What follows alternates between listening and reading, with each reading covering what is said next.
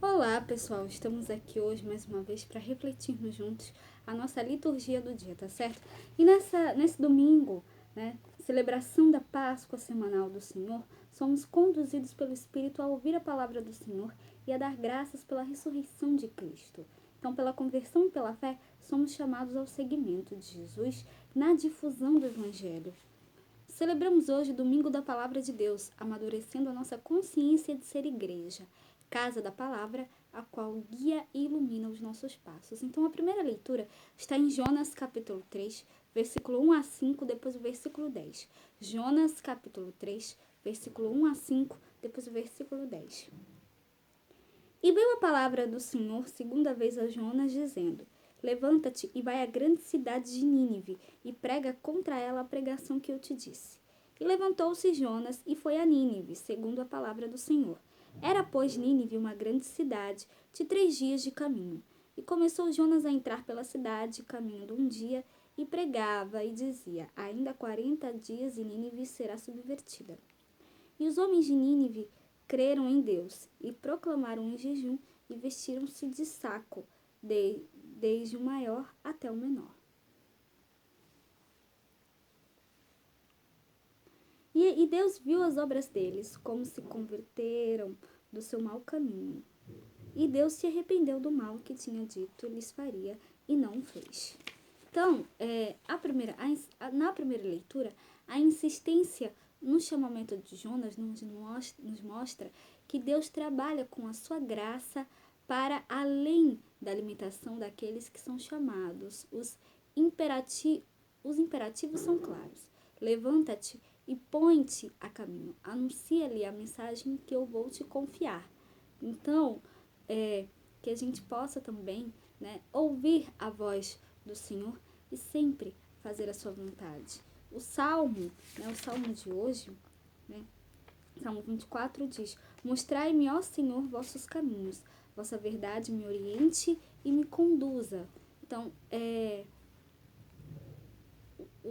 o salmista suplica ao Senhor que lhe mostre os seus caminhos e que seja orientado e conduzido pela verdade, assim como Jonas e os moradores de Nínive foram alvos da ternura e misericórdia de Deus, assim também o são aqueles que se colocam a seguir os caminhos do Senhor. Então, a segunda leitura está em 1 Coríntios, capítulo 7, versículo 29 a 31.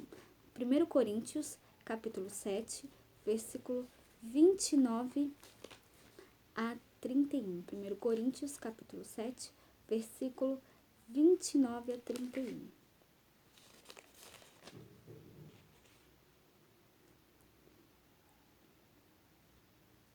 Isto, porém, vos digo, irmãos, que o tempo se abrevia.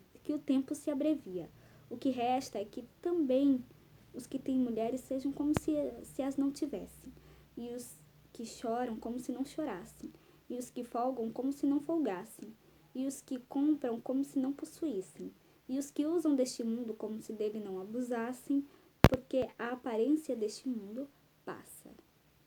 Então, a missão se dá na brevidade do tempo e da vida. Nos lembra São Paulo na segunda leitura. Então, sendo este o tempo próprio para a conversão e a fé na Boa Nova, ao contrário de Jonas, que tenta fugir de Deus, os escolhidos são chamados no Evangelho, como nós vamos ver aqui, no Evangelho. Então, que nós possamos sempre nos converter e crer no Evangelho. Então, é isso que nós vamos ver no Evangelho, que está em Marcos capítulo 1, versículo 14 a 20.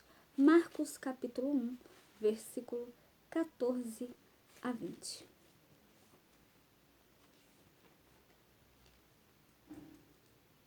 Depois que João foi entregue à prisão, veio Jesus para Galiléia pregando o evangelho do reino de Deus e dizendo: O tempo está cumprido e o reino de Deus está próximo.